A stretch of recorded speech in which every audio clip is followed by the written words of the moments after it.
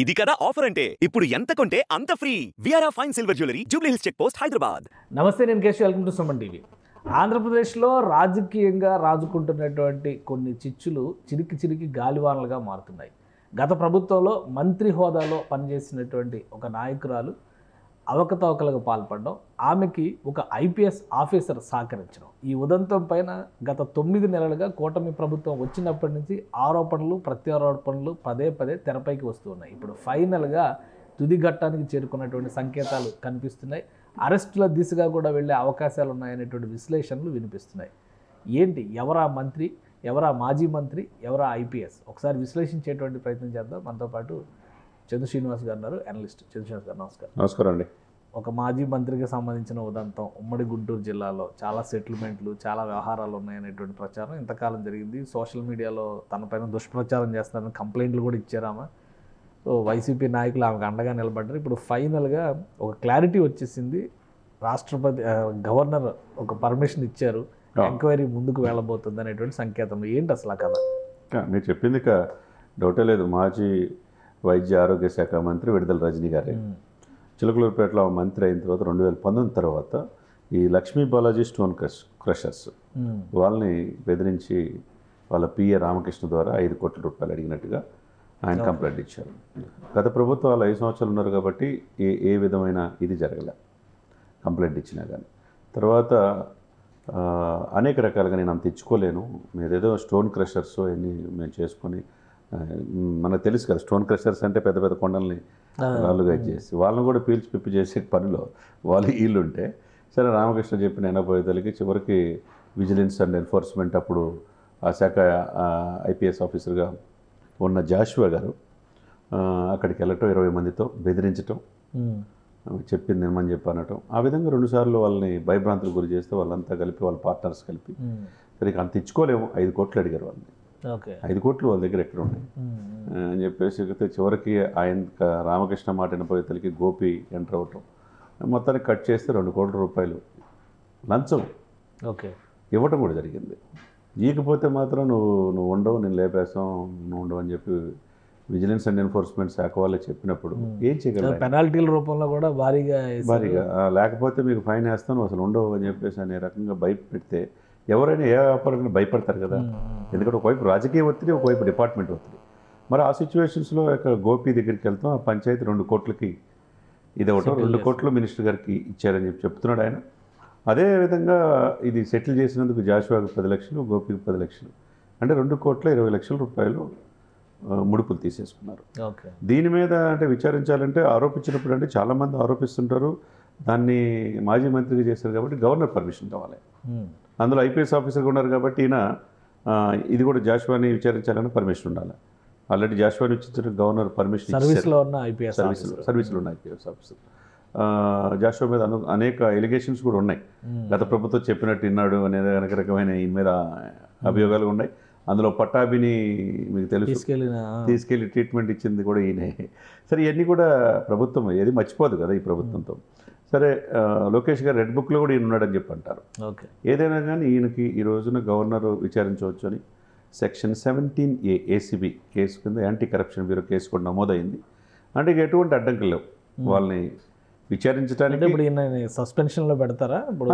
సునీల్ కుమార్ని పెట్టినట్టుగా డెఫినెట్గా సస్పెన్షన్. ఎందుకంటే ఇప్పుడు 15 మంది ఐపీఎస్ ఆఫీసర్స్ ఎలిగేషన్స్ ఉన్న వాళ్ళలో జాషువా కూడా ఒకటి ఉన్నాడు, ఒక వ్యక్తి. కాబట్టి ఇతని సఫిషియెంట్గా గవర్నర్ గారు కూడా అఫీషియల్గా విచారించవచ్చు అని ఇచ్చినప్పుడు వీళ్ళు సాక్షాత్తు ఏసీపీ ఉంటారు కదా anti corruptions bureau, case file చేయటం. ఒకవైపు మాజీ మంత్రి కాబట్టి ఆమె మీద ఎలిగేషన్స్కి ఓనర్ ఎవరైతే Lakshmi Balaji stone crusher owner ఎవరు, ఎప్పుడు ఇచ్చాడు, ఏ విధంగా ఇచ్చారు, ట్రాన్స్ఫర్. కానీ మొన్న మధ్య ఆమె కూడా ప్రెస్ మీట్ పెట్టి తన పైన దుష్ప్రచారం చేస్తున్నారు కొంతమంది, ఉద్దేశపూరితంగా ఇలాంటి సోషల్ మీడియాలో వైరల్ చేస్తున్నారు, ఏ తప్పు చేయలేదు, ఇలాంటి సవాళ్ళు కూడా విసిరారు.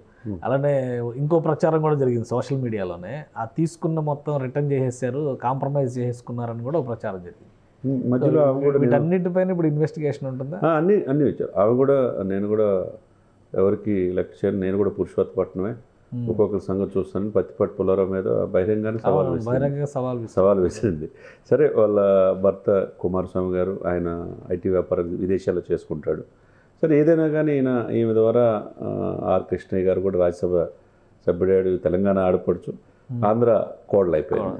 సరే ఏదేమైనా కానీ ఆమె నేను ఒకప్పుడు సైబరాబాద్లో చంద్రబాబు నాయుడు గారు నాటిన మొక్క నేనని చెప్పి అన్న ఆమె ఆ తర్వాత క్రమంలో వైసీపీకి వెళ్ళటం, పదవులు అధిరోహించడం, అనేక వివాదాల నడుమ అనేక రకాలుగా ఉన్నాయి.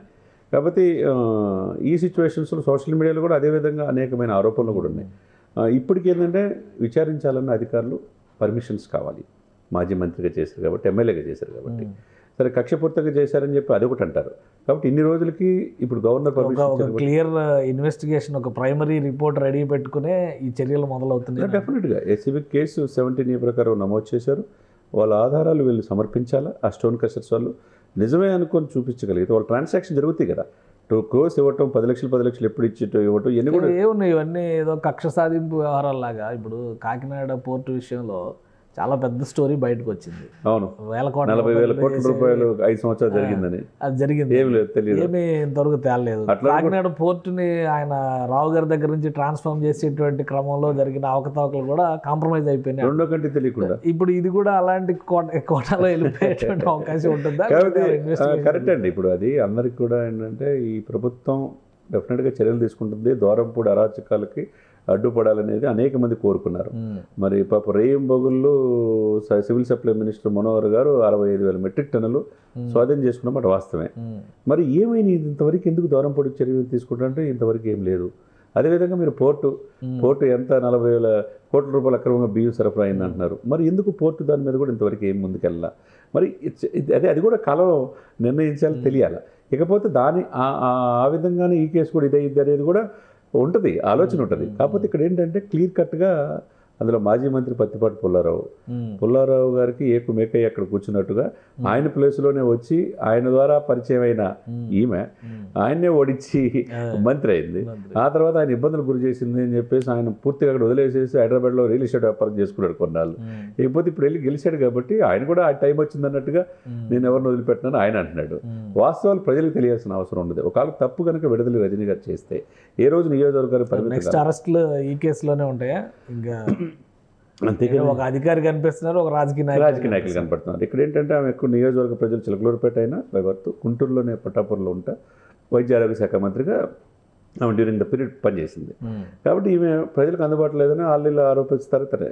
కానీ ప్రభుత్వం ఒక వ్యక్తి బాధ్యతాయుతమైన పోస్టులో మంత్రిగా ఉండి ప్రైవేటు సంస్థలు వాళ్ళు నిర్వహించుకుంటే చివరికి స్టోన్ క్రషర్లను ఎవరిని వదలకుండా లంచాలు తీసుకోవడం అనేది అదొక నేరం కింద భావించవచ్చు. కాబట్టి సఫిషియెంట్ ఆధారం కూడా ఈ లక్ష్మీ బాలాజీ స్టోన్ క్రషర్లు చూపించాల్సిందే. చూపిస్తే కనుక దీంట్లో వీళ్ళు కూడా సీరియస్ యాక్షన్ తీసుకునే అవకాశం స్పష్టంగా కనపడుతుంది. రైట్. థ్యాంక్ యూ శ్రీనివాస్ గారు. ఇది మాజీ మంత్రికి సంబంధించినటువంటి ఉదంతో, అలానే ఒక ఐపీఎస్ ఆఫీసర్కి సంబంధించిన వ్యవహారం కూడా ఇందులో ఇన్వాల్వ్ అయి ఉంది. ఇన్వెస్టిగేషన్కి గవర్నర్ క్లియరెన్స్ ఇచ్చారు కాబట్టి విడుదల రజనీతో పాటు జాషువా పైన కూడా విచారణ జరిగేటువంటి అవకాశం ఉంది. ఇక రెడ్ బుక్లో ఈ చాప్టర్లో అరెస్ట్ అవ్వడానికి అవకాశాలు ఎంతవరకు ఉన్నాయి, దీనిపైనే లోతైన అధ్యయనం జరుగుతుంది. అక్కడ రాజకీయ కక్షలు ఇతర అంశాలని పక్కన పెట్టి చూస్తే లంచాల వ్యవహారాన్ని మాత్రం చాలా సీరియస్గా పరిగణనలోకి తీసుకోవాలనేటువంటి విషయంలో ఏపీ ప్రభుత్వం ముందడుగు వేస్తున్నట్టుగా తెలుస్తుంది. ఇది స్పెషల్ డిస్కషన్. Keep watching.